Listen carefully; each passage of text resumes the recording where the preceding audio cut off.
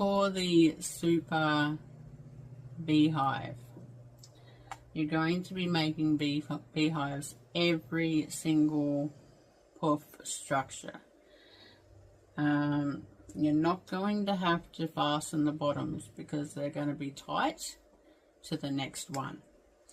So you do a double ply like you would, you move that up and you continue.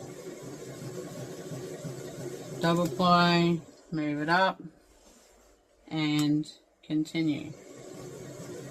Double ply, move it up and continue.